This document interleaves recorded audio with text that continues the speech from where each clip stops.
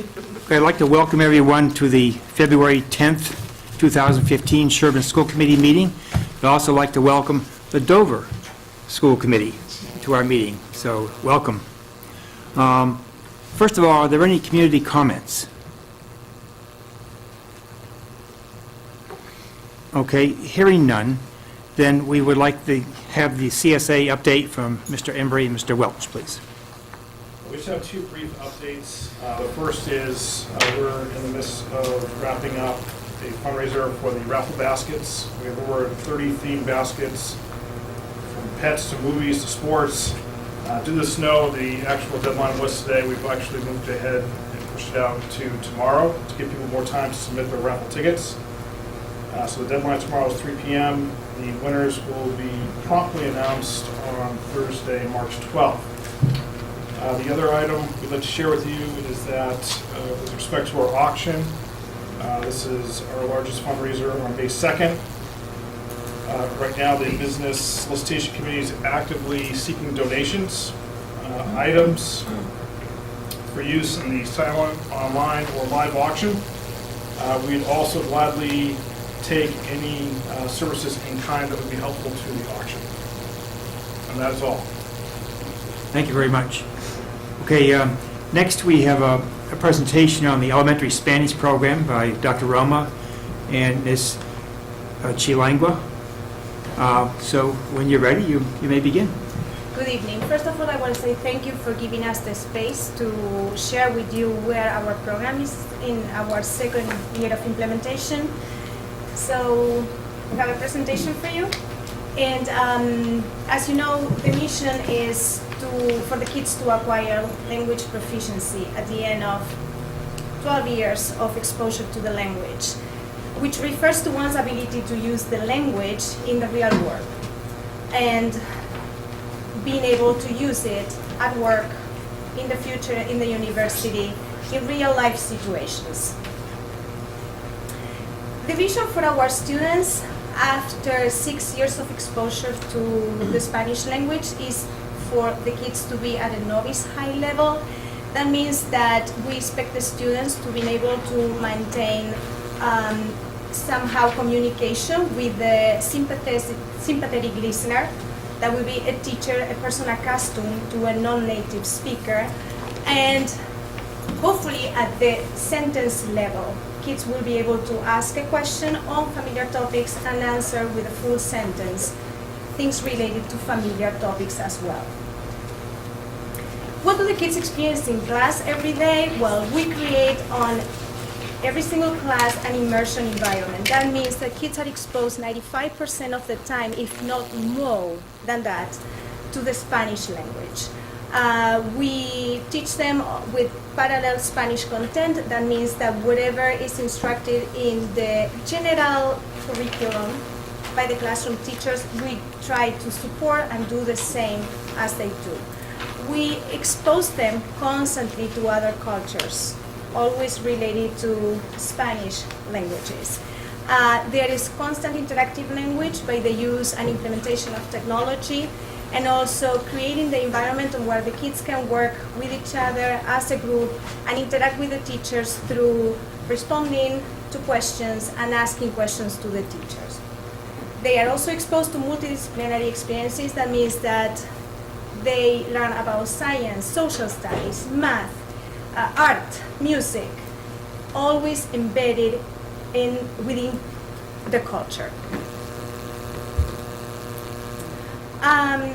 Regarding to the immersion environment that we create on a daily basis, we are going to show you a little clip on where students are already leading the class, doing the warm-up at the second year, not in kindergarten, but yes in first grade. And they can ask questions to their peers, and they receive their answers, and that's what we have for you today. Oops.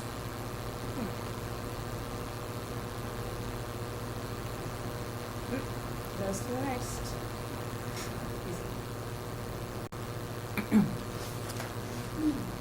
Right, it's moving me to the, unfortunately, it's going straight to the next slide, so I apologize. But basically in first grade, students are presenting calendar math by themselves. They are presenting weather patterns by themselves, all in the target language, in Spanish. They ask their classmates what is the weather like, what they are required to wear according to the weather, and the date, the day, the month that we are at, and they can tell what was the day before today and what it's going to be tomorrow. All that in Spanish. And I just sit back and I listen to them. So they are really leading the class. Regarding parallel Spanish content, well, in this little clip, hopefully what you're going to see is how teaching them about literacy and vowels and sounds in different languages. We are also embedding science concepts such as endemic species from different areas, in this case Galapagos Island, and the kids are asking questions and responding to our questions in Spanish. So, let's see if we can do this now.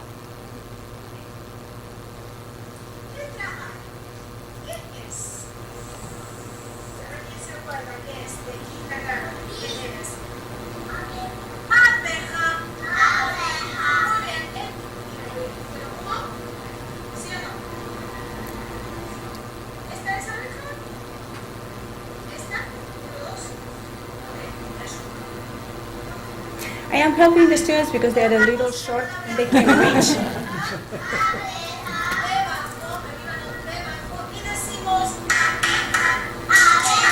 ¿Cuántas sílabas tiene la palabra abeja? Demuestra con los dedos. ¿Cuántas? Correcto. ¿Cuántas? Con los dedos. Con los dedos. Correcto. Abajo la mano. Abeja. Sí, señor. Okay, as you can see, they are not shy, they are not afraid to share their answers. And trying to close this.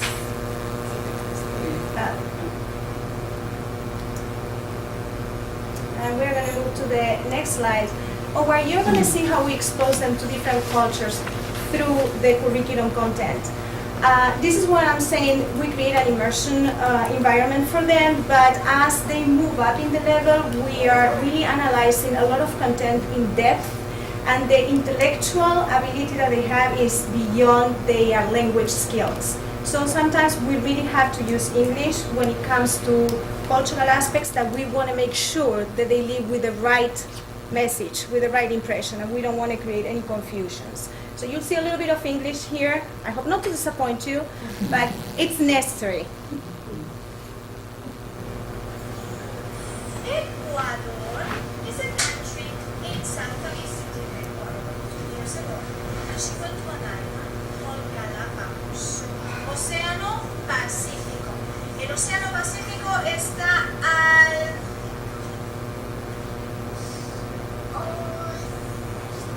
oeste. Oeste. Otra vez.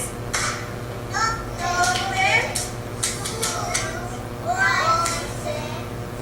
Este. Correcto. Las Galápagos están en el oeste del Océano Pacífico. Cada island, many species that are unique. Sí, Stephen. Las iguanas marinas. Those are iguanas that can swim in the ocean. Okay, so from vowels and sounds in a different language, we ended up talking about iguanas marinas in the Galapagos Islands. And another thing that is important for them is to experience with kids the same age, experiencing their countries of origin. For example, teaching them games or things that kids during recess time in school, they do. And here they are learning a game that they can play with their peers. The kids play mostly in Spain, and they really enjoy this. ¿Listos? Comenzamos. ¿Va? Chocolate. Chocolate. Chocolate. Chocolate. Chocolate.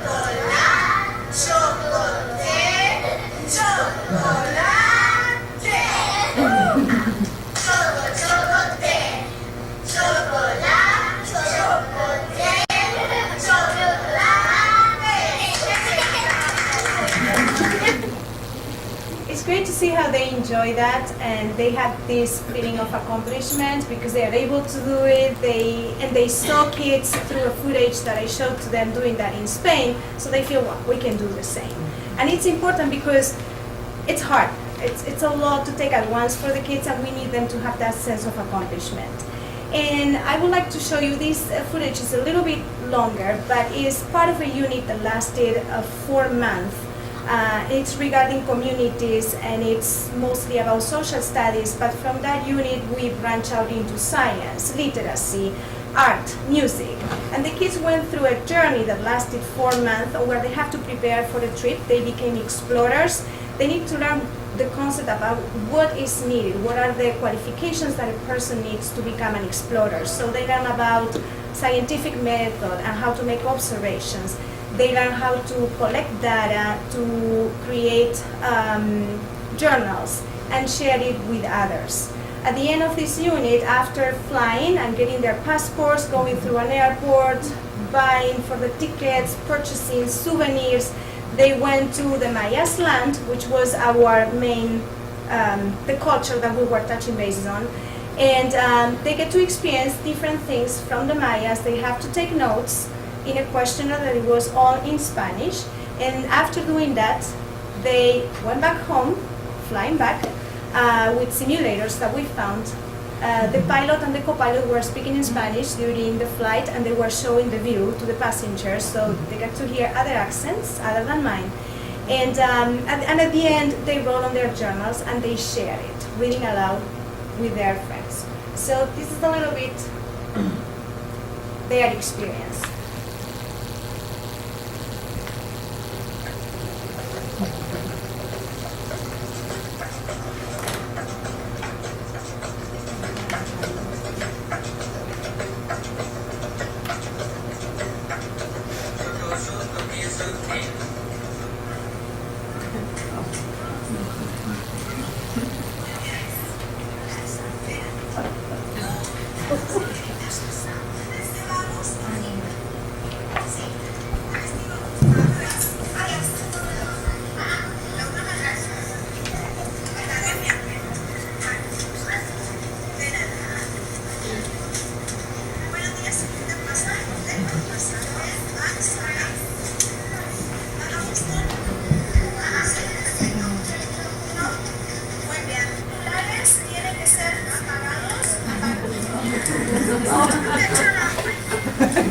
So they created their own cell phones, they created everything, suitcases, passports. The pilot is really telling about the view, and it's all in Spanish because they are about to land in Mexico City.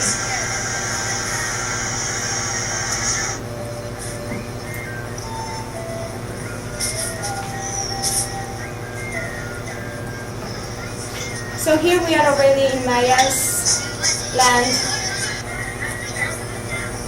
and they learn about their writing system,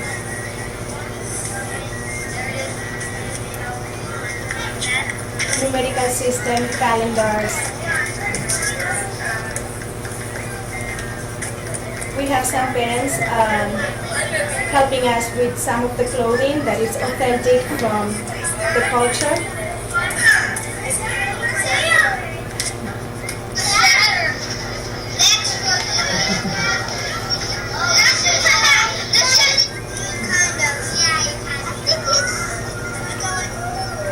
La música?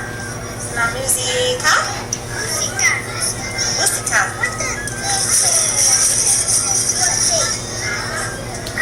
Read it. Go ahead and read it to us.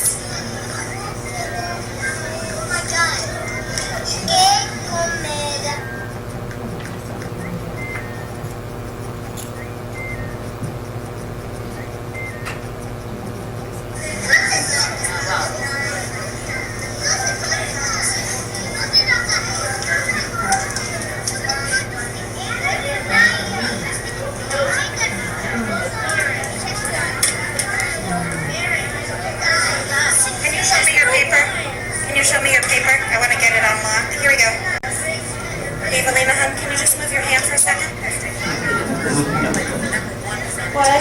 classroom teachers are very helpful, but they cannot speak Spanish. So I have the students teaching them now.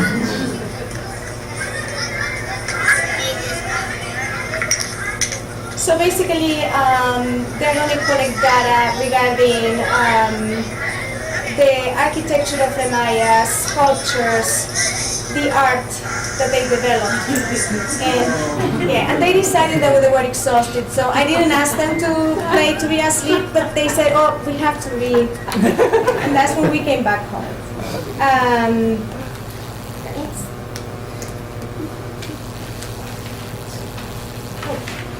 So now the thing is, how do we assess the students? At this level, there's not really much precedent on assessments, rubrics, and how to evaluate the students' progress. So informally, we do it every day in the classroom. By their participation, their interaction, we can see how the students are, acquiring the language, and we can see their progress. But something tangible that allows us to collect some data and show and prove, okay, there is growth.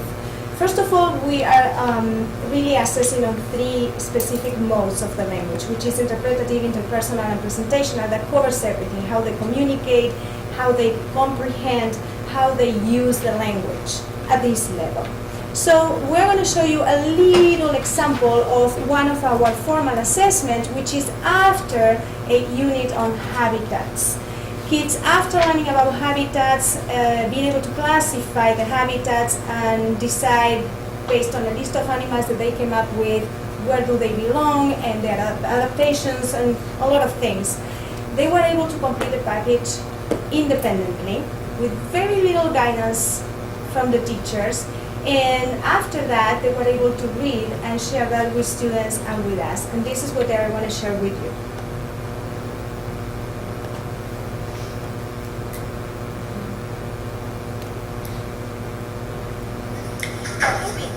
¿Cuántos hábitats hay en tu folder? 4.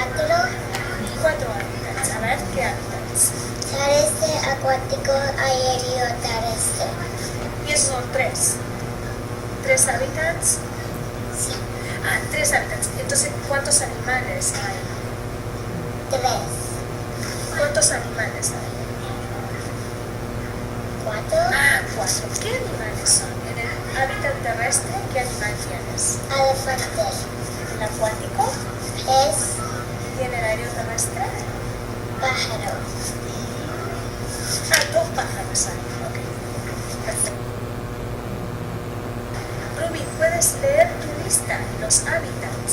El pez acuático, la mariposa aéreo, el elefante terrestre, el jaguar terrestre, la cocodrilo terrestre y acuático, la jirafa terrestre, la pollo terrestre, la oso terrestre. ¿Cuántos animales hay en tu lista? 8. Perfecto.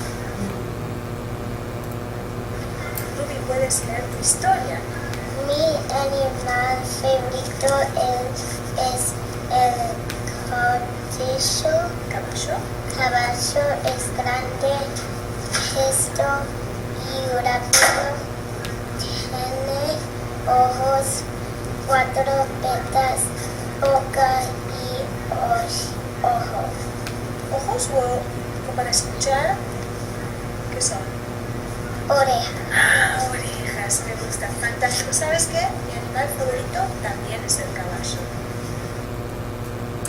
So their pronunciation, of course, is not perfect. They're sounding out things and they're writing, and we are really not focusing on writing because that's the last thing that you learn when you are processing a language. But they are doing it. So they're really a little bit beyond our expectations at this point.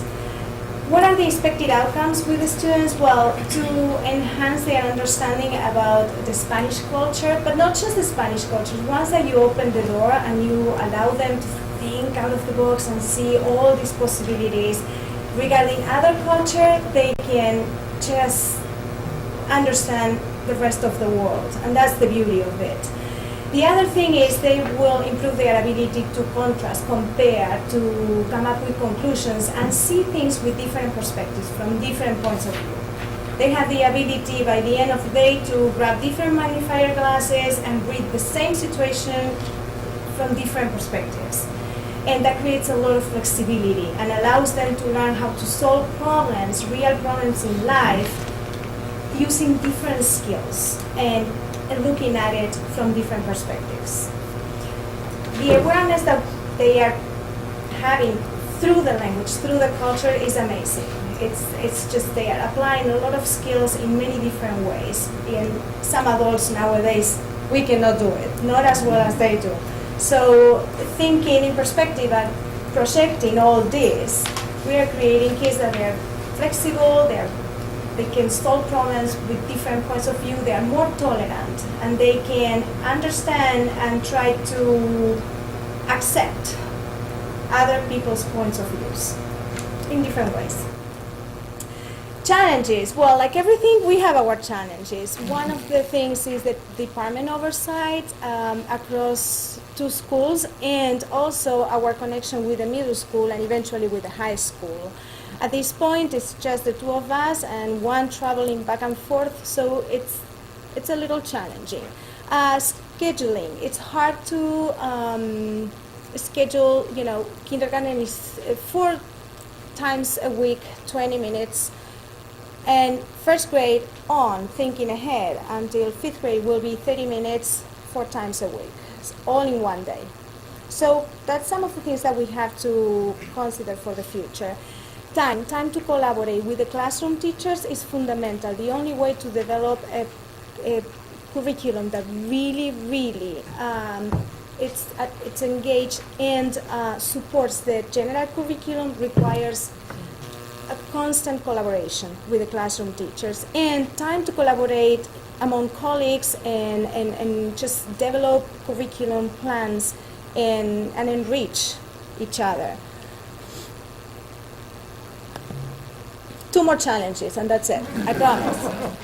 The other thing is the alignment among FLES as the program expands, because as of now, one of us was in both buildings. So the beauty of that, although a little complicated, was that that person would bring to the table both perspectives and unify it and make it fit for both schools. But as we grow, some teachers are not going to be in both buildings, and that connection is really important.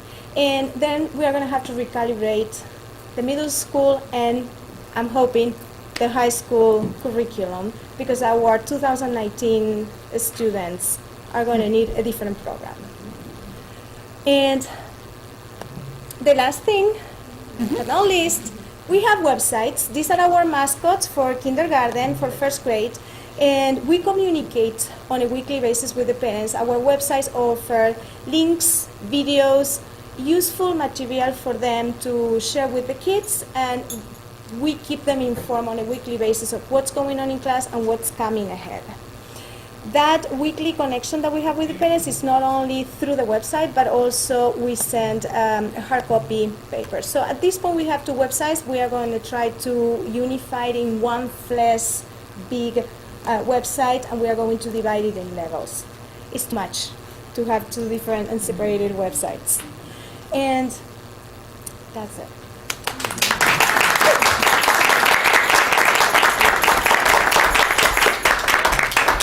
Are there any questions, comments? People How are like? you, because I know you're both of you basically writing the curriculum, so the kindergarten curriculum from last year, are you finding that it's still working pretty well for this year, and then you were able to do first grade last year, and test that out, so you're sort of thinking about second grade now? I think that the kindergarten curriculum is working pretty well. We always improve things, and we take away some other things that we find not that important as we go. Now this year, Patricia is also on board, so she has her own ideas. And Yeah, I sometimes add, for those of you who don't know me, I'm Patricia Chilango and I teach at Chickering. So right now I'm doing kindergarten, and I work based on what she gave me from last year. I'll add a little bit from my past experience. add a little bit by talking. We always do research, we find things online, we implement new things. But right now, we're working with what we had last year. We just stepped it up a little bit.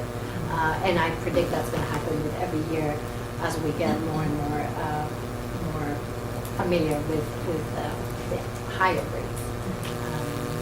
So far it's working. I love the program. I think it's great. It's going to bring tremendous advantages to your children for a 21st century world. So I think it's great.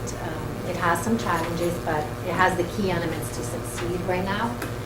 And it just needs a little time and a lot of faith, but I think it's the right way to go. And I think all of the towns around here are going to follow.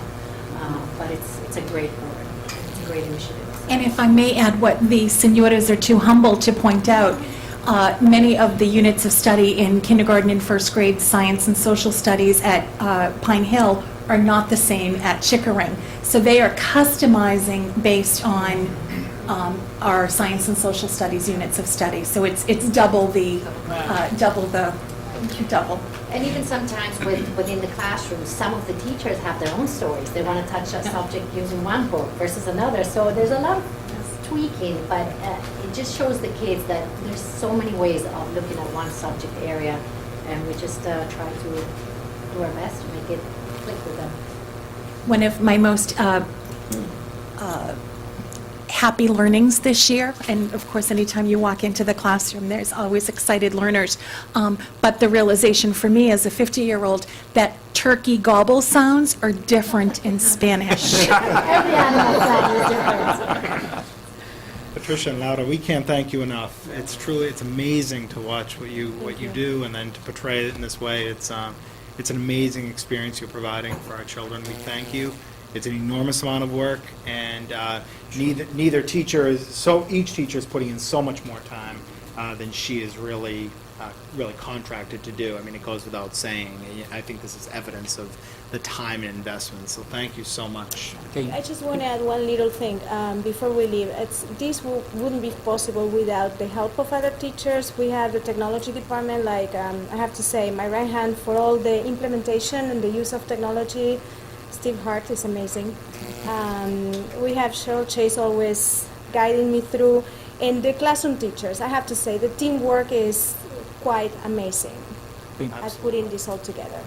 Adrian, you had a question? I just had one comment and two questions. It was really impressive to see all of those. So I think I'm not sure if I'm speaking for other people. I just thought it was exceptionally impressive. So thank you. My two questions are: you talked about how the science and social studies would come into your curriculum. Has there been any opportunity for you to feed Spanish elements into their curriculum at all? Such as? I don't know. I perhaps could see it being a two-way flow of content, crossover, rather than just one way. Yes, if I understand, we have in one of the schools we have professional collaboration among teachers, and definitely, just to give you an idea, I had the opportunity to work with 5th grade. They were doing a unit, and when I heard about the unit, I asked the 5th grade teachers if I could pop in and do something from my point of view, and they were very welcoming, and we did something, especially with the 5th graders. So that would be one example, which is not our core, but it's part of the community. So we were able to collaborate with the 5th graders and provide them with something different from our culture point of view. And I think the kids liked it. After the event, I realized that I had to improve a lot of things because I didn't expect so many kids in one room. When they started coming in, I say, "Are we done?" Or are we? So, but the teachers are eager to do that, and I think we are working on that definitely. That's great to hear. Yes. And then just the second question is, with such short time periods, I'm thinking one of the challenges might be to make the learning experience differentiated for those students who need differentiation. And I'm just wondering, in such a short time period, how do you manage that, or is that something that you're still trying to get your arms around? Well, right now it's all very informal, as she said. I'm doing only kindergarten, so I haven't been able to yet say it.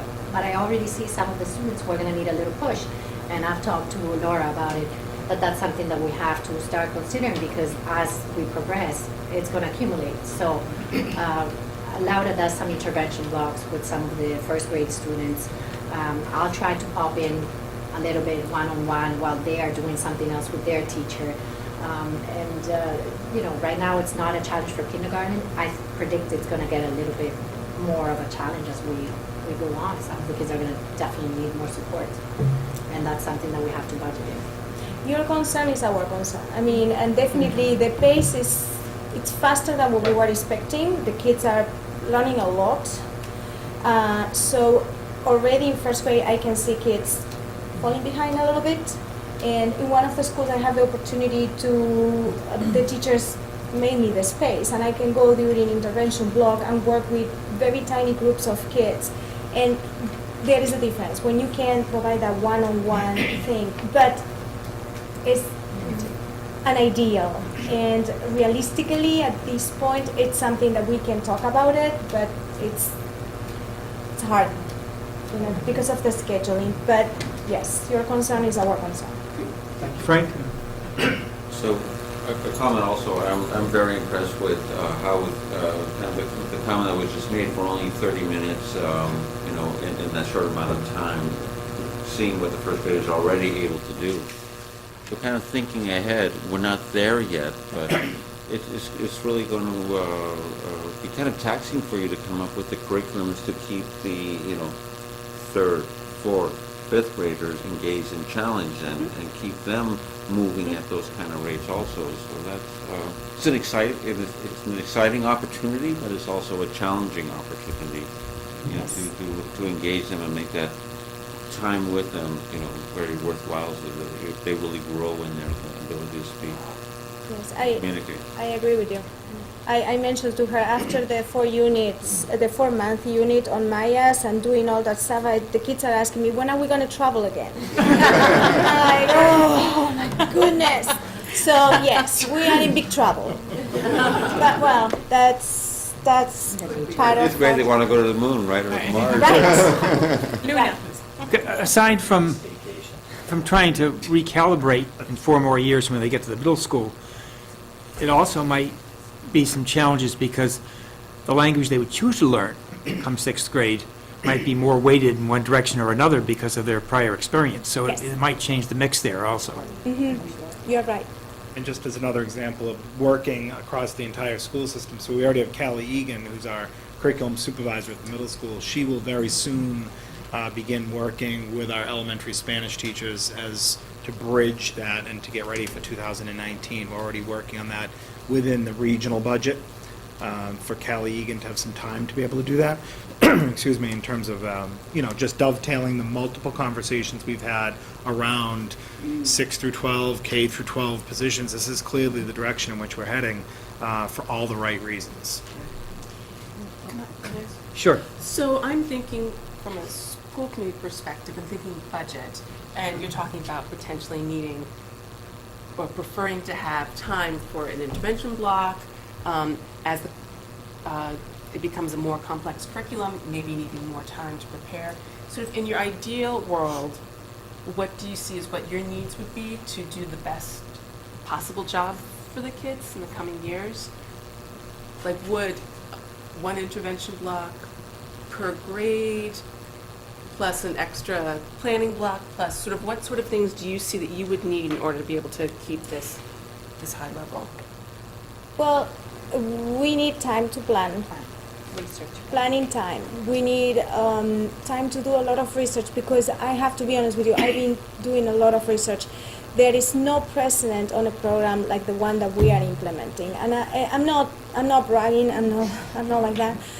But honestly, I visit schools where they have programs that they've been settled there for a while now.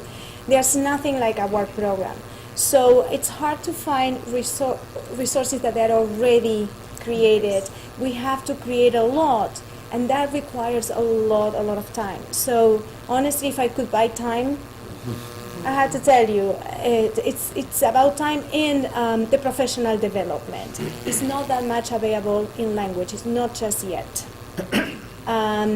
So we have some opportunities, but there's not that much in general. I think it's growing. It's growing. So I take webinars every week, and on the webinars I ask the presenters about FLES and elementary, and everybody says, well, we don't have experience at that level. That's the answers that I get. So we are trying really hard. We have connections with people that we consulted in the past, and I keep in touch with them. And honestly, I think at this point we are giving them more than what they are giving to us, which I'm proud of it, but we are still learning as developing a new program. So we need time. And the intervention block is a plus, I have to say. Being able to work with some kids, but that requires time, and it's for all the teachers, they have to accommodate. So it has to fit the whole school schedule. And you're finding that's really challenging Well, so far? yeah, Even though time- it's only one grade, probably, right? Only first grade? yes. So then if you add, sort of looking ahead, Mhm. yeah. Okay. Just sort of in the back of our heads, keeping in mind the things that we need to keep thinking about as the program progresses. Just- Any other? I just had a real short comment. I was on the committee, a couple of us were actually on the World Language Committee years ago when the idea started, and it started before I was even on it. There was, I think Dawn was on it, and Right before me. before her. I mean, this is a long time coming, and there was so many unknowns when we talked about this program, and we all had to get educated, and how are we going to find a teacher, and what program should we use, and it's just really amazing to see it years later after it's been in place for a while coming together. I mean, I would never have really pictured this much success. I mean, not that, you know, it was just such a hard thing to take on, but there were some people that were really determined that it was going to happen. And we also, I mean, we had a lot of pushback too. There were people who were skeptical, you know, why are we doing this and not doing that, and is this the right thing to do? And went around for a long time, and to see it to come to this kind of fruition where it is so successful seeming to me, it's really nice. It's really successful. Okay, I'd like to thank you very much for your presentation and your good work. Thank you very much. Thank you.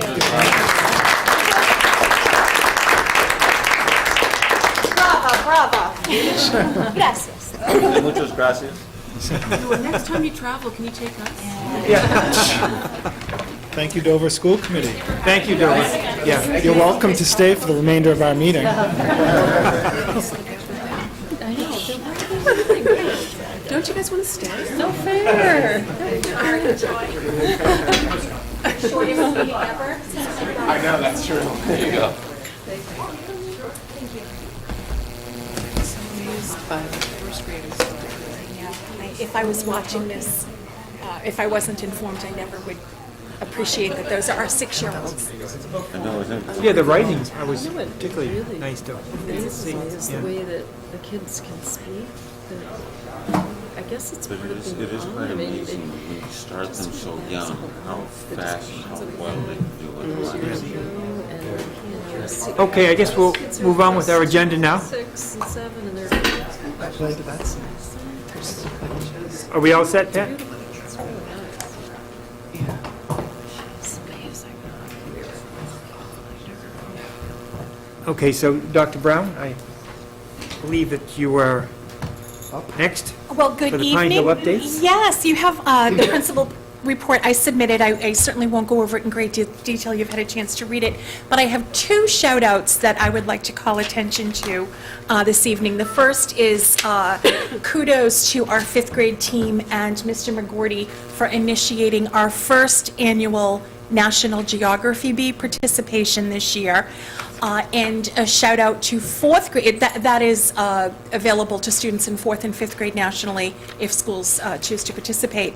And our winner of the Geography Bee was 4th grader Grace Mulrooney. So a shout out to Miss Grace. The piece of professional development that I would like to highlight for our school committee this evening happened just this afternoon at our monthly faculty meeting. Ooh, I'll back up a little. Okay. Sometimes that can be a soprano, Pat. Just this afternoon, our Chickering faculty and Pine Hill faculty met at Chickering School with a coach from the Challenge Success program. And it was our first elementary launch, if you will, of the efforts and initiatives through the Challenge Success program that, as you're aware, is well seeped at our regional level at this point. And it gave us the opportunity to have some group conversation that, of course, we will follow up, at a building level in smaller groups to consider possibilities for shifting some of our structures where opportunity allows to reduce the endemic proportions of stress and anxiety in our students. And certainly as a principal, I'm aware of the high levels of stress and anxiety in our very tenacious faculty. So it was the great beginning of this work. Can I ask a question? Just in your principal's reflection, you talked about the inquiry-based learning strategy. And I just have there's a sentence that says, this teaching model readily lends to differentiated learning when students present with strong content knowledge.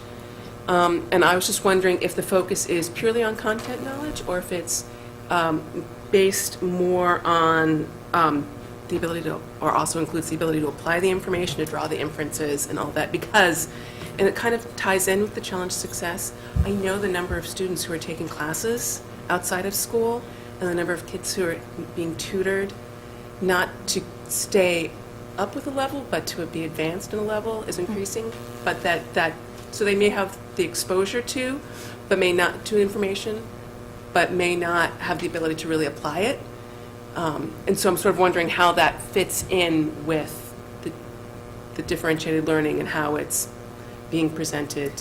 When I shared this sort of high-level overview of one strategy that we're embarking on for greater student engagement and a particularly fabulous teaching and learning model for meeting the variety of learning styles and Different levels of Bloom taxonomy. So we're really excited about this opportunity to help students go, the proverbial not just broad but deep, and based on questions and inquiry that the students themselves generate.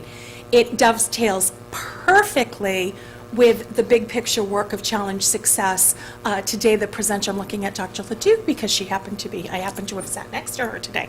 The presenter was talking about what they call problem-based learning, which I believe is synonymous with the inquiry model, where children generate, again, a wonder, a problem that they want to solve. So it's the recommended instructional model. Common Core calls it project-based learning, which is similar in some different nuances, but conceptually it's the same thing. And again, as Mr. Hook mentioned, taking children deep with content knowledge, but as importantly with the metacognitive, the thinking strategies and the engagement, we hope is a natural byproduct of that. So, for example, Heather McKay in third grade happens to be a teacher who's rewriting all 3 science units at third grade level. If I'm remembering correctly, it might be social studies, don't quote me publicly. I believe it's science. TV, no problem. Too late. With that inquiry-based model. And it's been a really powerful partnership with our librarian who touts this teaching philosophy anyway, but is helping teachers to extend the resources and in some cases co-teach or collaborate when children are in libraries. So it all dovetails with the recommendations from Stanford, the Challenge Success program. That's not why I have it in here. The timing just happens to be. But no, I appreciate that you were expanding on that. That makes more sense to me, so thank you. Frank, you have a question? And I'm glad you brought that up. I was very impressed with reading that and that you were including inquiry. I think inquiry is probably the best teaching strategy. Also, having looked at this for a number of years, probably for about the last 14, 15 years myself, I'm just wondering how the teachers have been brought up to speed in using inquiry, because that's not necessarily an easy task either. I mean, are there more professional development programs, or how are the teachers getting the ability to utilize this? Were they learning about using this teaching strategy? We haven't embarked on formal or out-of-school professional development, although if time allowed, this would be the big enchilada, in my opinion. It surfaced a couple years ago organically in our school when some teachers came across a professional reading that turned into a couple colleagues saying, hey, old stuff, package new, or what do you think, should we try this? And it caught on informally or casually, colleague to colleague, to the point that the teachers asked if we could allocate some PD time, and some of our teachers that very naturally became teacher leaders in that did some presentation to our faculty. And from that, in particular, our librarian being the common link across grade levels. But for example, I remember, if I'm remembering correctly, for example, a second grade teacher who happens to be in the audience initiating, hey, this is cool stuff. I noticed you did it, fourth grade colleague, I noticed you did this with your students in fourth grade science. I'm wrestling with how to apply this. May we collaborate on a unit together? And First grade, we do some animal research, but less structured, and kids get up their questions and So it was the epitome of job-embedded professional learning because it came from the teachers, and then the ripple effect kind of happened. So now it ties in nicely with all of the UBD work we did last year, and now that we're officially looking at rewriting units of study. And the MITS program provided some quality professional development in the area of science. Which program? MITS. I can't think of what the acronym means right now.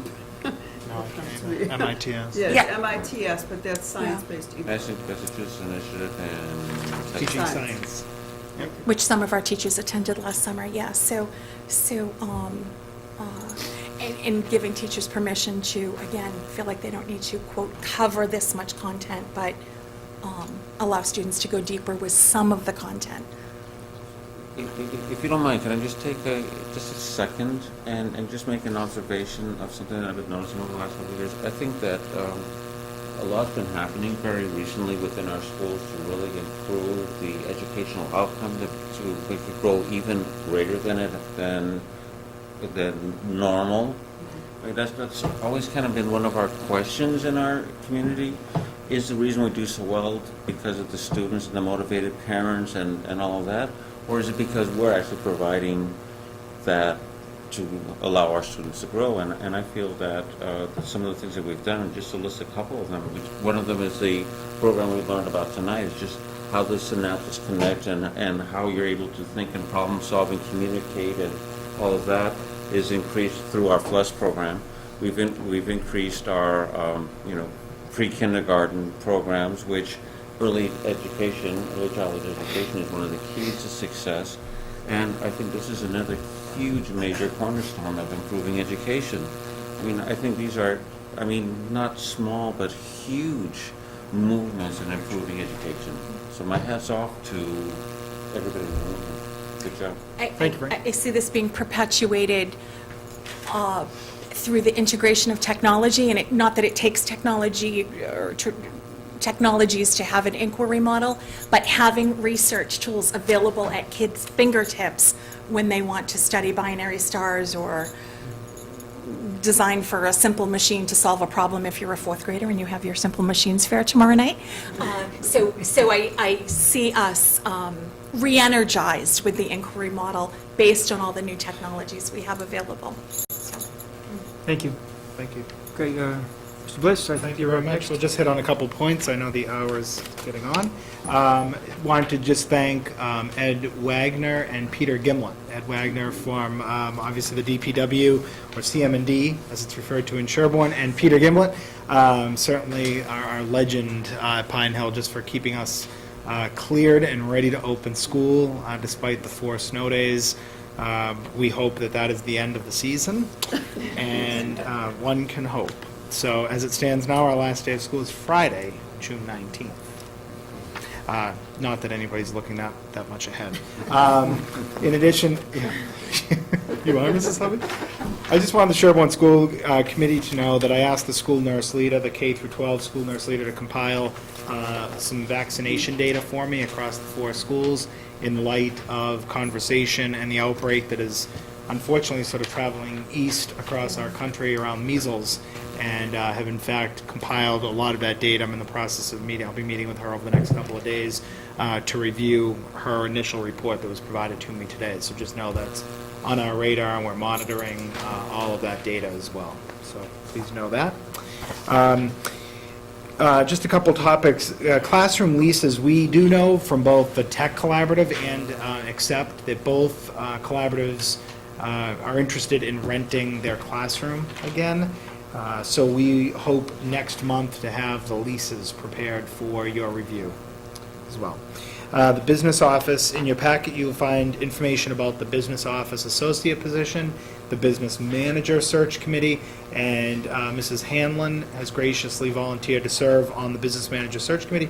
We had our first organizational meeting today. Dr. Leduc is serving on the committee, so we have a representative from each of our school committees. Dr. Leduc, we have Principal Dial, we have 1 elementary principal and 1 secondary principal. That would be Scott Kellett from the middle school. In addition, we have Anthony Rataco as the IT director and Tricia Schmidt as a central office administrative assistant. So it's a nice group, and we have a lot of work ahead of us in the next few weeks. The position will actually be posted publicly tomorrow, the business manager position. So stay tuned on that front.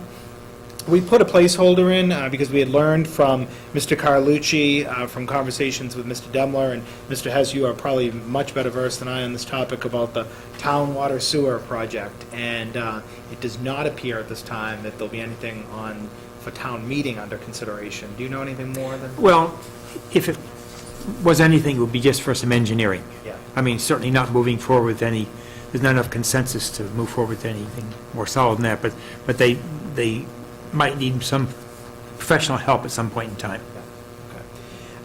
Thank you. So we wanted to make sure that was included. Gino Carlucci is fantastic, and he regularly communicates with us. We have a Pine Hill Building Capital Committee meeting this Thursday morning. We wanted to make sure we had a meeting in before the February recess. And the big topics on the docket are the soffit insulation project and the drainage project. So we want to thank all members of the Pine Hill Building Committee. We'll certainly have a more thorough update for you at our next meeting. Just to let the committee know also that all administrators system-wide have gone through their mid-cycle formative evaluation process. So that means that everyone who reports to me has met with me. I've written a formative report. I've shared that with those individuals. We've had meetings, and everyone who reports, for instance, Mr. McGurty has met with Dr. Brown, and Dr. Leduc has a couple administrators who report to her. So that whole process has taken place. So just be aware that that's all alive and well. The school start times initiative, if it hadn't been for all these storms, I'm trying very hard to put together a real thorough executive summary on where the work of that committee, where we've come, and where we've come from over the past few months on that work. And we haven't met as a group in a few weeks, largely because I'm trying to do the circuit, and I'm working through all the parent support groups, working through all the faculty meetings as well, just to garner some feedback and great conversation with the teaching faculty around some ideas and things to think about and concerns and whatnot. So while I had hoped there would be a very formal kind of presentation at the February 24th joint meeting, given that the School Start Times Committee needs to meet after break, there'll be an update for sure at the February 24th joint meeting, but there wouldn't be anything in the way of a proposal at that time. I would feel that needs to be more carefully vetted if there is a proposal forthcoming through the School Start Times Committee, on which Mr. Hook is a dedicated member. So thank you. Thank you. There was a request by one of our school committees to look at a grant table, and we're also going to include that in the February 24th joint packet. We're trying to include items that our different school committees ask for in joint packets to make them so that we're not duplicating efforts all over the place for 3 different school committees. So you will see the FY15 grant table, which walks you through all of our entitlement grants in your joint school committee packet. Dr. Leduc, in concert with the assistant business manager, has tightened up all those numbers in the past couple weeks. So thank you very much for attending to that. You've probably heard a good deal about the governor's and the state of affairs in the Commonwealth for the fiscal 15. I sent you today an alert, a legislative alert, that puts at risk, quite honestly, $930,000 worth of the MECO grant.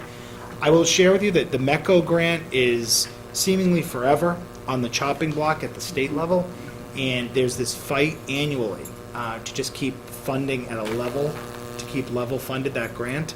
And we already suffered a minor reduction when then Governor Patrick, before he left office, there was a minor reduction to the tune of about $4,300 to our grant. This could, our numbers are conjecture at this point, but could be north of $9,000 cut to our current, this year's MECO grant, and that is troubling, considering that grant really only covers the salary of our director, our bus monitor, and our school bus. That's pretty much the end of the story. So we have to be mindful of that, and I emailed all school committees today that I've written to Representative Linsky and Representative Garlick to make sure to see if they're able to take any action on our behalf. So please stay tuned on that front as well. The good news, if there is any, from Governor Baker at this point, is that he's pledged not to cut local aid yet. So that is, the region, I will tell you, is very concerned about the effect of regional transportation, which was already cut by then Governor Patrick. So the region is looking at potentially a $130,000 revenue shortfall this year. $130,000 this year, and it could be replicated next year. And that's an immediate, and he's seemingly was entitled to make that cut, although we have appealed to the Attorney General's office to see if, in fact, the governor overstepped his legal bounds in cutting that. So Morris, please stay tuned on that as well. The transportation contract, you'll see when we get to the budget tonight that the transportation bids came in. We had one company that bid for the contract, so that will make your awarding of the contract on February 24th, the joint meeting, pretty easy, I would think. And we have an analysis that was included in your packet, which will be the subject of more discussion at the joint meeting, certainly, but we wanted to make sure, since this was rolling out to the other school committees, that we included the cost per year over the 3 and then 2+ years of the transportation bid analysis as well. The company that bid was Conley Bus. Yes. This is just a question, and maybe because we're getting such a good price, that's the reason why what the answer to the question is. But all the schools in the neighboring communities, I always see when they're driving around, and coming to our schools and so on, they always have the names of the schools on it. Ours says Conley Busing as opposed to Dover Sherborn School on it. Is there any? We don't privately own the buses, so they're owned by Conley Bus. So what you'll find in some school districts, when they own their fleet, they'll put up the name of the school district on the bus, but those aren't our capital assets to put our name on at all. So you'll notice in Natick, for instance, they also use Conley Bus, but it says Conley Bus. It doesn't say Natick Public Schools. They do say Natick Public Schools? No, they do not. They say Conley, Michael J. Conley Bus. We did, I will share with you, we asked for the reduction of one bus at each elementary school through this bid because we clearly can go down by one bus. So the way this was structured, right now we run 19 school buses, 19 fully service the region, 10 of those buses spin off and service Chickering, 9 of them spin off and service Pine Hill during the school day. And we've brought that down, so to say we wanted a quote based on 17 school buses, and then the region will add on the 2 additional buses that the region continues to need for the next few years, because the 19 school buses are still very much needed at the region, with a population still at 1181. evaluations. So more to come certainly on that front, and thank you so much, Dr. Brown, for mentioning Challenge Success. We want to put an absolute plug in for the parents' night, the K-12 parent night, on February 25th. So that was also mentioned in your report, in my report to you. And on food service, we've really had such incredible meetings with Janelle Madden. There's a lot of really good stuff going on in our food service program. It was amazing to be able to list these 10 or 12 different initiatives on page 4 of the report with all the check marks. These are either isolated to a particular district, or some of them span our 3 school districts. But we were able to, participation is up at Pine Hill, so we're hoping to be able to bring someone on a few more hours a week. As you know, we have a 2-person team running the entire Pine Hill food service operation. So we feel as if, given the participation is up, we had a reduction in staff at Chickering, and we were able to reassign that person, albeit with fewer hours, to Pine Hill. So we're able to provide for Judy Carnes some support at Pine Hill using still revolving fund monies. So we'll keep you updated, and Janelle's monitoring that to make sure that we're not moving into the general fund territory to fund that position. It's not a full-time position. It's like 10 hours a week of just some backup. We want to try to seize on this momentum. So,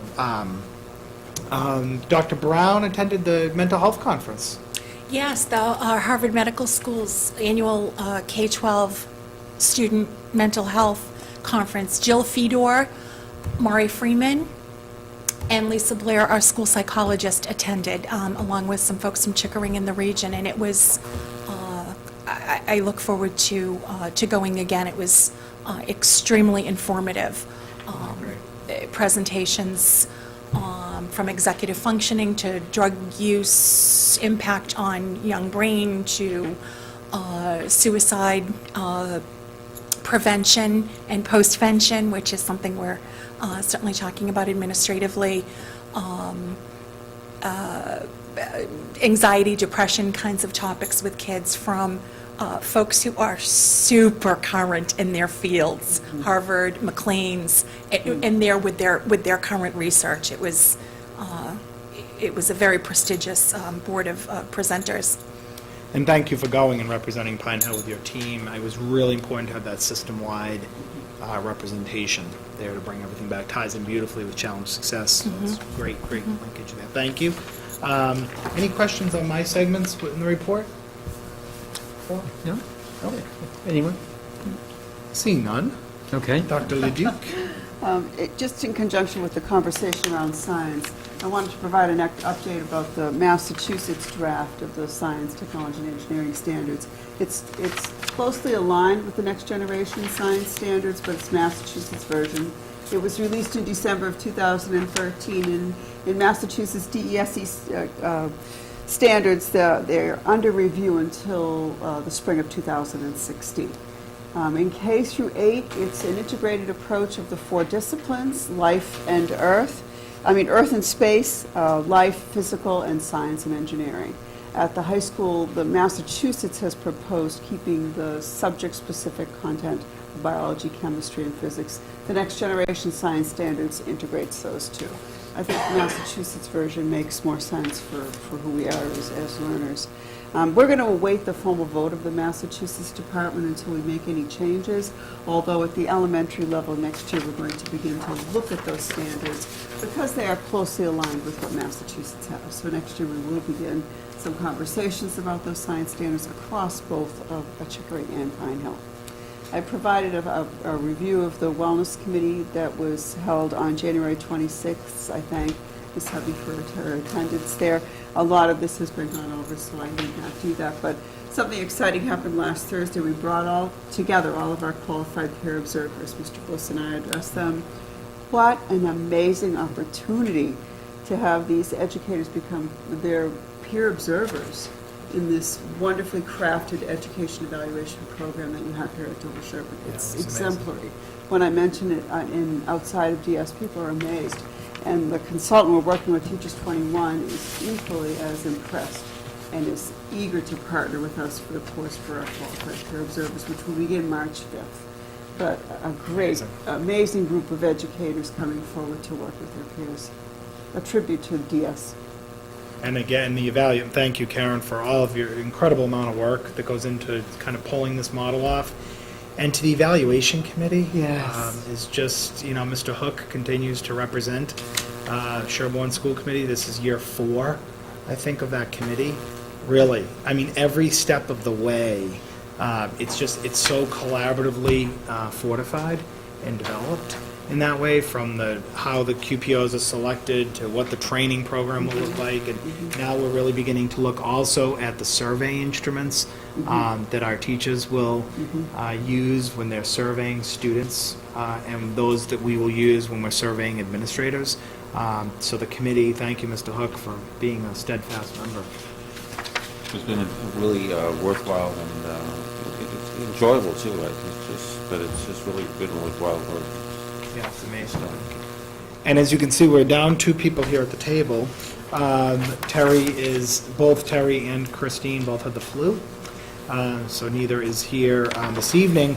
But certainly, Terry wanted to make sure that she included in the packet a further analysis on special education by year, the costs that had been requested, and if any members have any questions about those numbers or would like to take sort of a deeper dive into them, it might be a great opportunity to do that by scheduling maybe a time with Terry Green to come in, if someone wants to do that.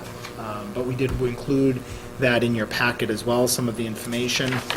And we are concerned from the business manager's perspective, from Christine's perspective, the custodial service, the custodial sort of overtime account, and the extraordinary maintenance accounts, no wonder that those are running low. Obviously, we're going to run incredible overtime to keep the campuses clean and open. So you will notice in the budget pages sheet that we discussed tonight, there's a request for an additional placeholder for moving out for next year, because the financial landscape is pretty favorable in the budget that the additional changes we're presenting tonight, that we are seeking the endorsement of the school committee to put $5,000 for, albeit for next year, into the extraordinary maintenance account, and $5,000 into that custodial service account as well. I asked Chris, we were texting before the meeting, and I said, well, let's talk a little bit about the extraordinary maintenance account, and really that's an account that has a $15,000 balance out of the gate, and it stands now at almost a zero balance from the different items that we've had this year, from pulling we had to move a pull station when we did when we put in the windows. We had a little bit of money that had to be paid for the difference on the window project. We had some painting that was done. It all has fundamentally depleted that, and now we're going to go into the custodial overtime, and we're going to deplete that pretty quickly, as one might expect. Mr. So, in this area, you have the extraordinary maintenance, custodial overtime. I didn't notice a line item or is that embedded into one of those two, for the equipment that they use? Because if they're working that hard, their equipment must be working equally as hard. And is that being considered, that there's wear and tear and maybe additional repairs that may be needed? And then secondarily, what do they have the right tools? Would having some other tools help them? Jobs better, like when they're working on the roofs, are there any pieces of equipment that could help better with? That's a great question, and we thank the town of Sherborn and certainly the Sherborn School Committee for supporting the acquisition of the new tractor. I think Mr. Gimlet's pleased on one level, being able to play with this new toy. I think Barbara tells the story best. It was very serendipitous, the arrival of that tractor with this winter blizzard season. Yeah, absolutely. I think you tell the story that he just sort of waited. Oh, back in November when Mr. Gimlet with the new tractor arrived, and it's got a bigger, bulldozer and all of that, and he reminded me of the Dunkin' Donuts commercial. He would any excuse to go overturn mulch or waiting for the first snowflake, and now he's put a lot of hours on that tractor. He's The love affair is a little, Growing stale. little The honeymoon's over. bloom off the rose. But thank you certainly to Sherborn Capital as well. Vicki, thank you so much for your support. In terms of the equipment, of course, we had the plow loss in the town of Sherborn. We had a plow that came offline, tragically, a couple weeks ago, so that was a huge unexpected loss. But also, the towns have been great. I know that Ralph Kelly reached out to Fire Chief Morrissey today and asked if we could have the ladder truck go up and just give us a steady platform to go up on the roof. When I say we, not present company excluded. And that doesn't fall under other duties as assigned by the school committee. But to go up on the roof to make sure that we're clear, I sent you an email today to let you know that Peter had cleared the roof. But we do have an area, particularly in the area of Ed McAdams' classroom, where we do have an ice dam that we're looking to treat. And we were hoping that the fire department's able to help us help the ladder truck. So in terms of equipment, they've been just wonderful. Are they shoveling the roof, or are they using some kind of mechanism? Shoveling the roof, clearing the heavy, in some of the areas, in all of our buildings, we have some, in the flat areas, it's okay, but we have some areas where there are slanted roofs and whatnot that we have, in particular at Chickering, we have an ice dam over the cafeteria. So we've contracted with a company to come in to handle that on Thursday. So, but we are hopeful that we'll be able to address any issues at Pine Hill internally and with the fire department. So thank you, we're monitoring that. The children had the audacity to complain today when the town equipment and Mr. Gimlet were out plowing the back playground. They're ruining our sledding hill. They're ruining our sledding hill. Was that the kids, Bob, or you? Little of both. Little both. Little both. So thank you very much. Any questions? So you're all set then? Yeah, I think we are. Okay, now it has subcommittee updates. Now, we've already talked about several of the subcommittees. Does anybody else have anything on a subcommittee that we haven't covered at this point in time? Mrs. Hovey, anything on policy? Nothing? We've been meeting, I'm calling you out. we've been working, and I think that we'll have something at the joint meeting. The docket is pretty full on policy work that we have to kind of bring forward, so that committee is awesome and does a great job. Okay, so next we have our 2016 operating budget to revisit. Absolutely. So,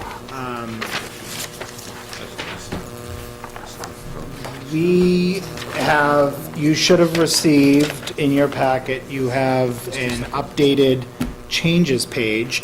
Before we get to that, we also, any items in the talking points, you'll notice, just to reorient you a little bit to this particular document, anything that is in red font in terms of the talking points are items that have been changed for one reason or another from the previous iteration of the budget. So, drawing your attention to the talking point number 15. You'll see some red there. We have no confirmed retirements from Pine Hill for next year. And the February 10th changes page for Pine Hill's fiscal 16 budget reflects an additional $10,000 decrease in the longevity placeholder stemming from ongoing discussion with Sherborn Advisory. You'll recall at our last meeting, it was decided or suggested that we meet, myself, Mr. Hess, and Mrs. Wolf. We meet, and in fact, we had that meeting, so in my office a couple weeks ago. Yep. So we'll talk about that with the changes page. Will that be good? And then the bid opening we talked about, that has resulted in an additional decrease in general transportation of $22,000 there. That's reflected on your changes page. You will see talking points 27, 28, and 29, calling for the infusion of some additional monies in those line items. And the last bullet point concerns the POS system.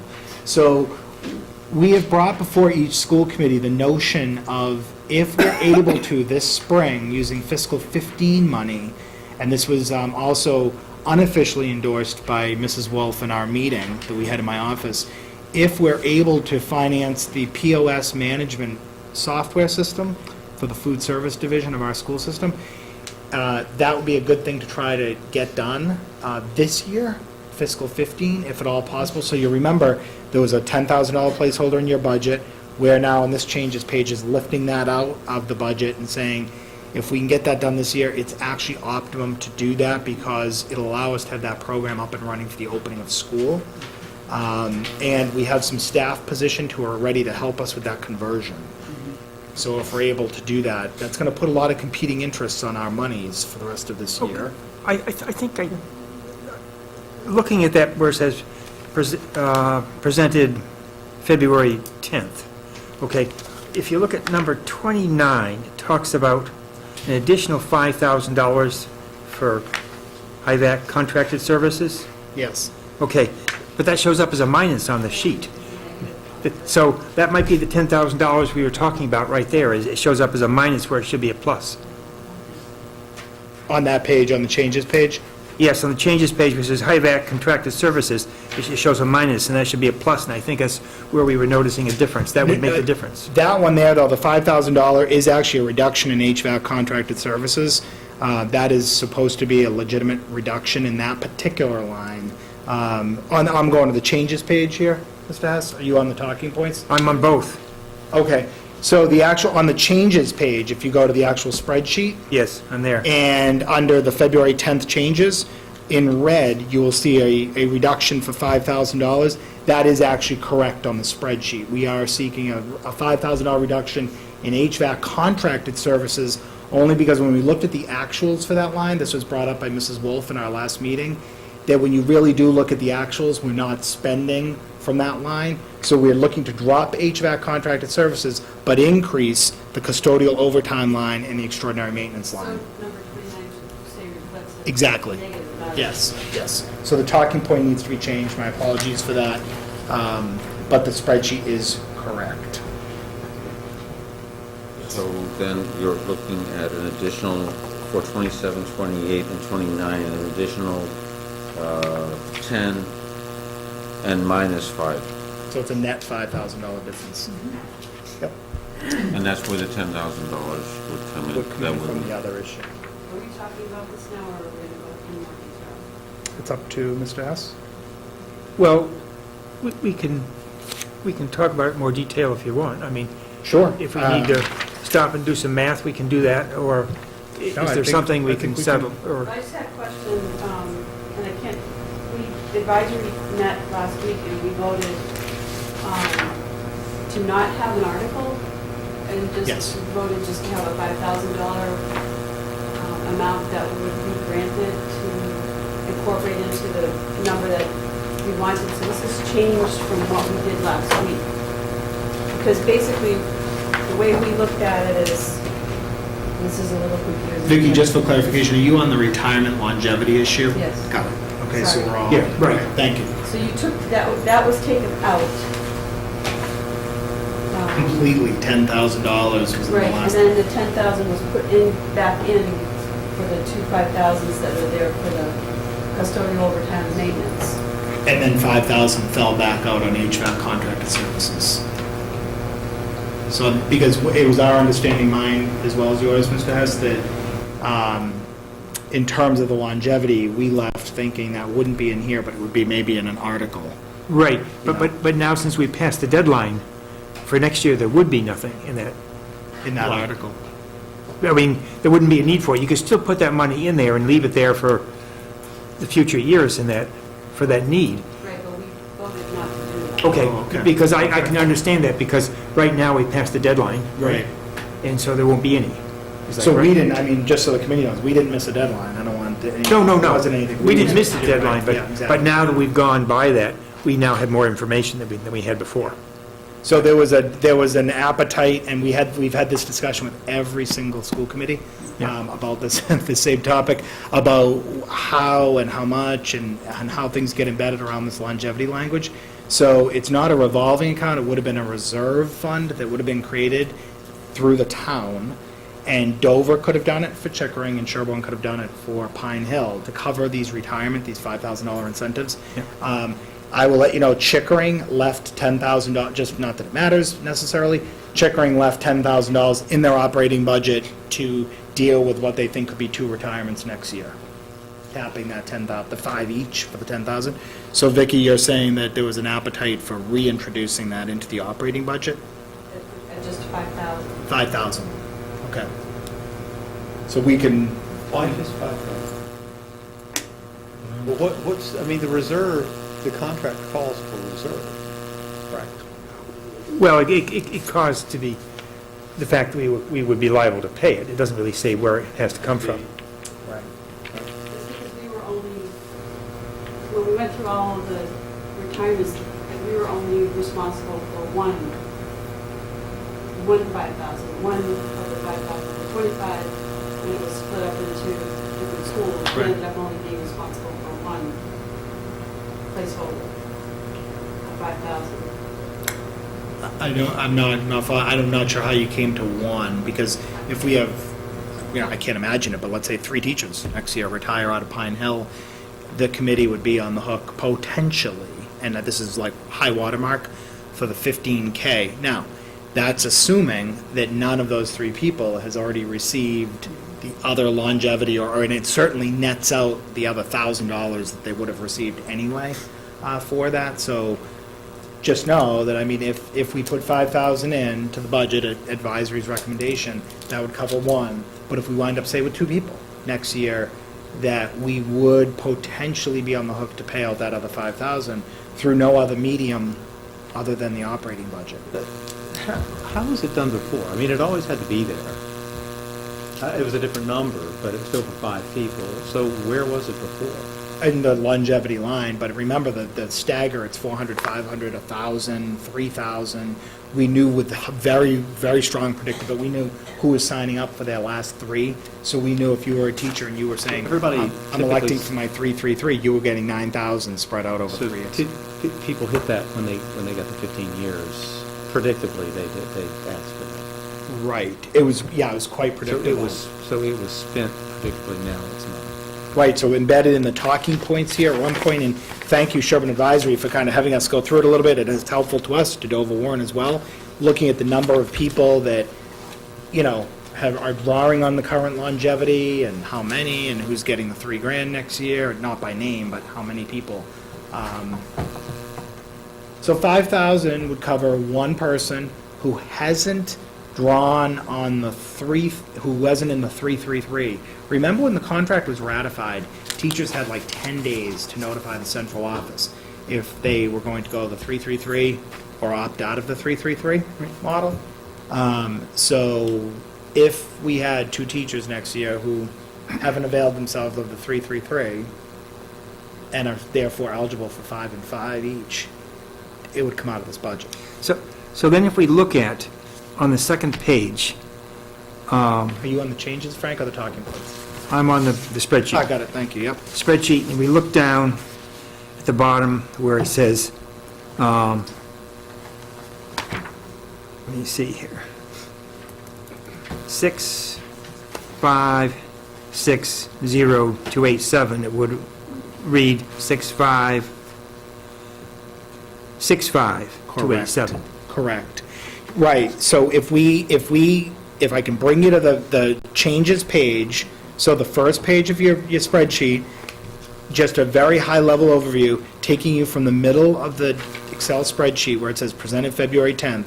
You see the ins, you see the outs that we just discussed, you see regular transportation come down, you see the district POS system for 10,000 come out, you see the longevity, the 10,000 that remain in there get wiped out as of our, we put this packet together a few days ago. You see HVAC contracted services come down. You therefore see a revised in-district Pine Hill budget of 4424718. You then jump below and you catch all of the numbers for Pine Hill out of district. So you add that revised Pine Hill special education and OD, being mindful of the fact that, those lines had come down over time as well. So then you're at a revised Pine Hill operating budget of $5,693,683. Then you have to flip the page and you need to look at regional. We obviously own the regional piece. This is all regional age kids, OD and transportation. And you see that all of that totaling, as of February 10th, a total Sherborn Schools budget with regional OOD included, to Mr. Hess's point, $6,560,000 to $287. That actually is a negative 2.76% over last year's budget. But that would now be changed to, That's correct. Well, no, if we're adding it back If we're adding in. 5,000. we're adding 5,000 back in. It becomes 6,565.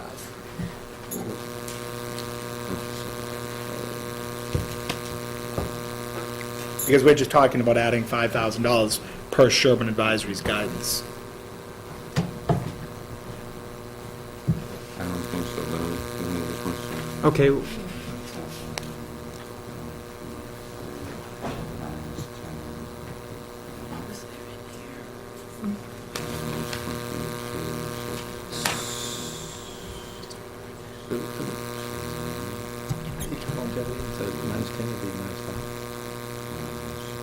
Yeah. That's ultimately what would happen. That teacher's longevity line, based on what we're hearing tonight, would be reduced by 5,000 and not the 10,000. No, it's, Originally it was 25, right? It was.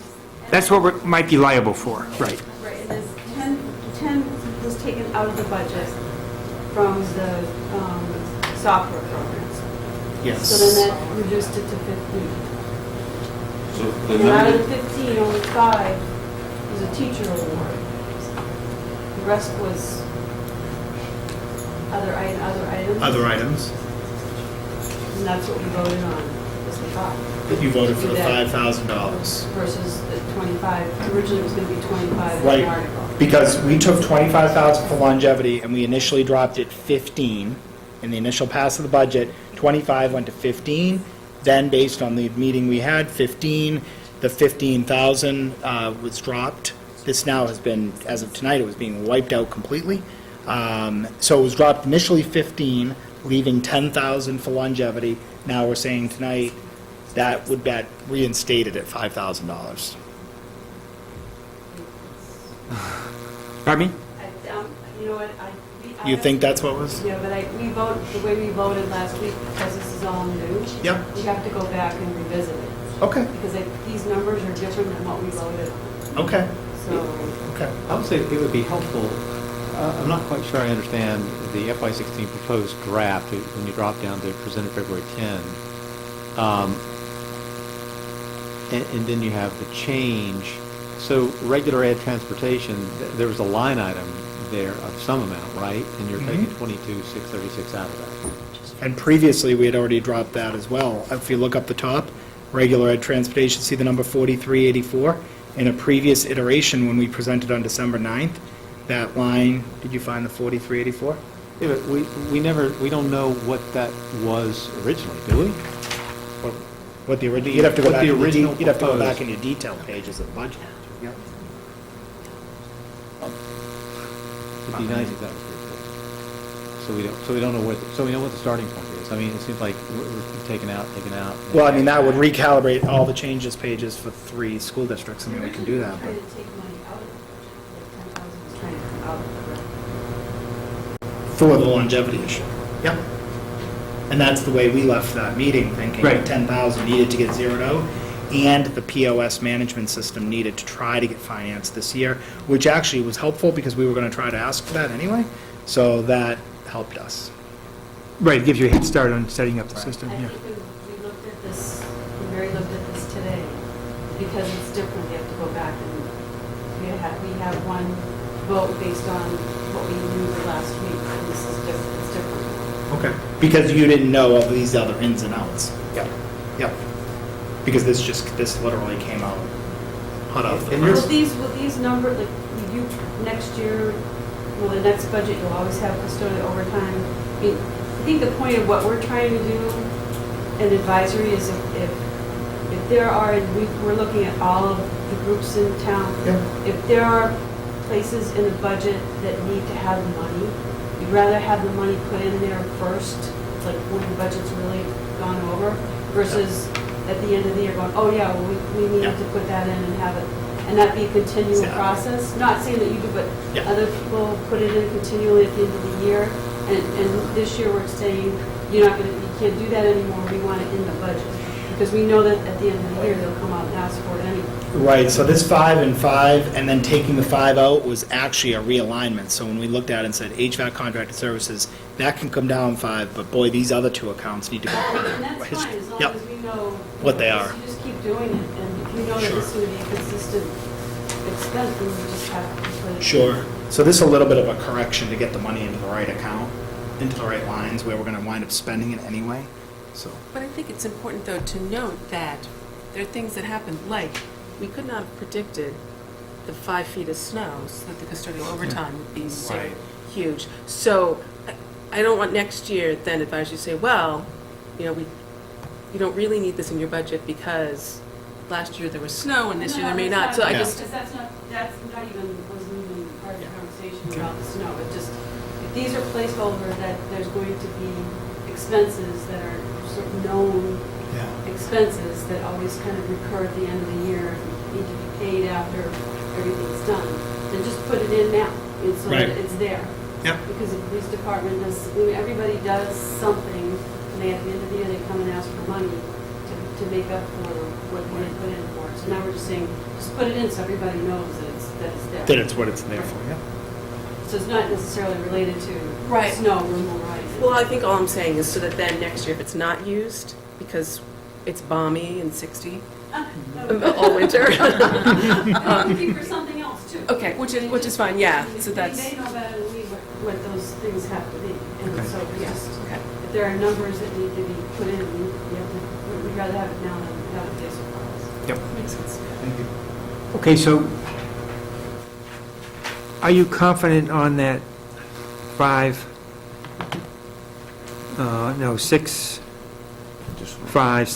6,565,487 number? It's not 6,565. It's 6,560,287.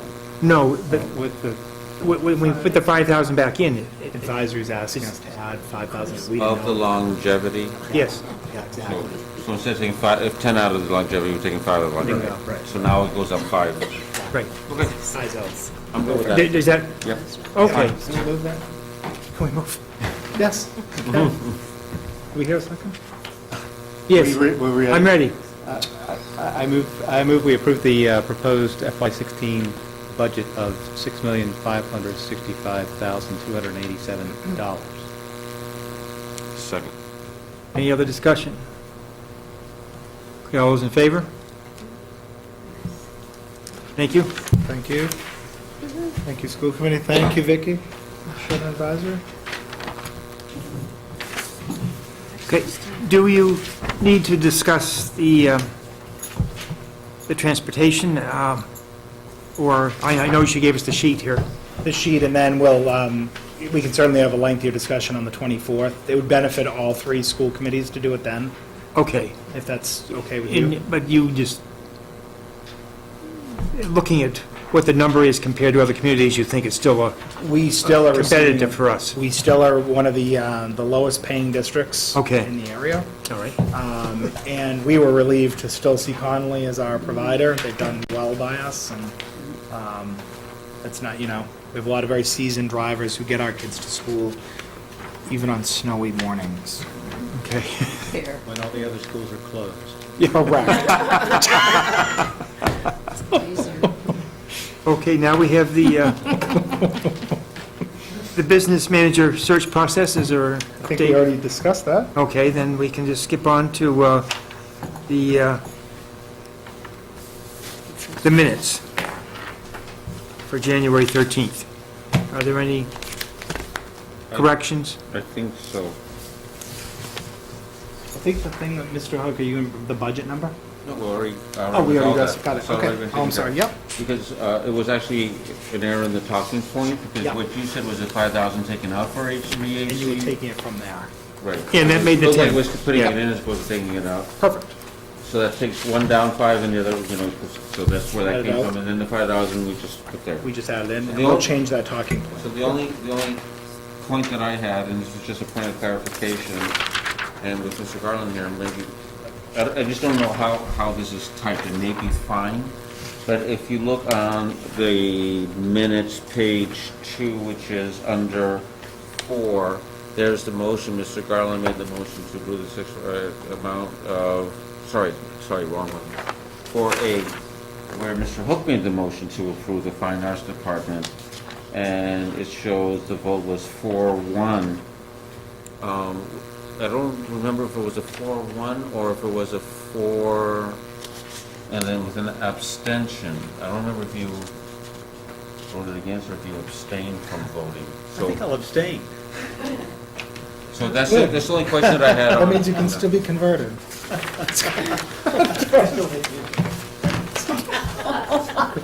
To be honest with you, I don't recall. I think you actually said no. I think I know. I think you did.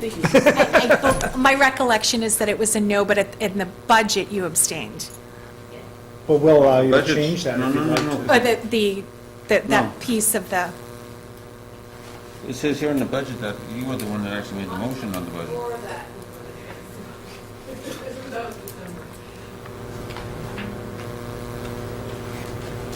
So is I it, voted against so many things. so is it correct as it stands then? 401, abstain on the Fine Arts. Yeah, I voted against it. Then it stays as it. Okay. I thought it was an abstention, so that's why I thought it should be. It was nice you tried to throw Mr. Garland a lifeline, but he didn't take it. Okay, is there any motion on the minutes then? Move to accept them with the one change that we talked about earlier, with the 5,000. No, No, that's okay now. That's That's done, all- okay? everything All right, okay, so let's so- move to accept them. Second. Okay, second. All in favor? Okay. All right, and next we have a donation here. So I think you have a memorandum here. We do. It's a donation in the amount of $1,535.55 from Coffee Pond, and it's to help out with field trips, Right. is the intended use for it? That's right. Dr. Brown, did you want to speak to that at all? so it's a commission/donation from our school photo vendor, which is typical for schools.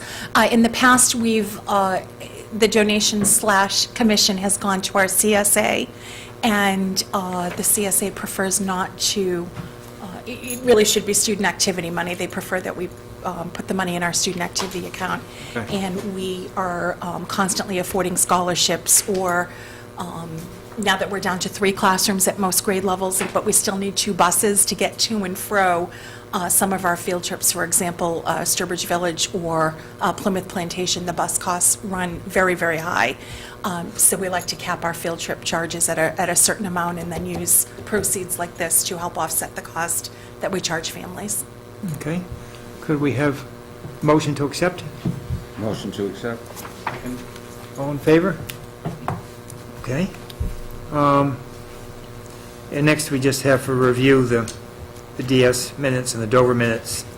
And we also have the draft calendar, which I guess we will address at our joint meeting, Mr. Bliss? We will, and we just draw your attention to the lateness of Labor Day next year, and the fact that contractually, the educator's contract disallows teachers to be asked to report to school for the school year any earlier than the Monday preceding Labor Day.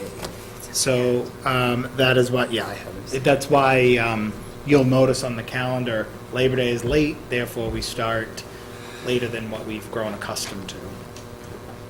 So there was some It's discussion. the same pattern. It's Same just the pattern, first day of later school date. happens to fall on September 1st. Seriously, I don't see that. It doesn't matter to me, I can look over, but it's not in the online packet that I saw. It's not.